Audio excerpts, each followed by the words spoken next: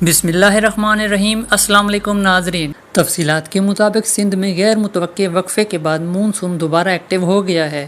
مشرقی سندھ میں بادل گرج چمک کے ساتھ بننے لگے ہیں، جن کے اثرات تھر کے علاقوں اسلام کوٹ، سومو روڈ، مٹھی، M9 موٹر وے اور دیگر مقامات پر موسلادھار بارش کی شکل میں ظاہر ہو رہے ہیں۔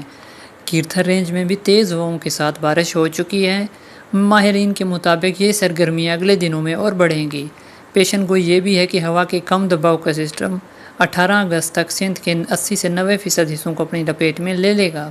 کراچی میں 16 سے 18 اگست تک ہلکی سے درمیانی بارش متوقع ہے، جو زیادہ تر مضافاتی علاقوں تک محدود رہے گی، لیکن 19 سے 23 اگست کے دوران یہی سسٹم مغرب کی طرف بڑھے گا اور بڑے پیمانے پر بارشیں ہوں گی، جس سے کراچی میں بھی 1 سے 3 تیز بارش کے سپیل آ سکتے ہیں۔ انشاءاللہ اگلے ایک ہفتے تک مختلف مقامات پر گرج چمک کے ساتھ بارشوں کا سلسلہ جاری رہنے کا امکان ہے۔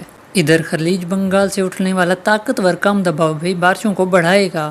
نمی سے بھرپور مونسون ہوائیں سندھ، راجستھان اور گجرات کو متاثر کرتی رہیں گی۔ شمالی علاقوں میں موجودہ مغربی ہواؤں کے ساتھ مل کر یہ مزید شدت اختیار کر سکتی ہیں۔ اس بارش کے سیزن میں پہلی بار ملک کے شمال سے جنوب تک زیادہ بارشوں کی سرگرمیاں دیکھنے کو مل سکتی ہیں۔ مزید یہ کہ 24 سے 25 اگست کے دوران خلیج بنگال سے ایک اور سسٹم بنے گا، جو 28-29 اگست تک شدت اختیار کر کے راجستھان سے سندھ میں داخل ہوگا۔ اس بارے میں ہم آپ کو وقتاً فوقتاً اپڈیٹ دیتے رہیں گے۔ اپنے علاقے کا موسم جاننے کے لیے شہر کا نام کمنٹ کریں۔ حاضر ہوں میں نے رپورٹ کے ساتھ۔ اجازت دیجیے، اللہ حافظ۔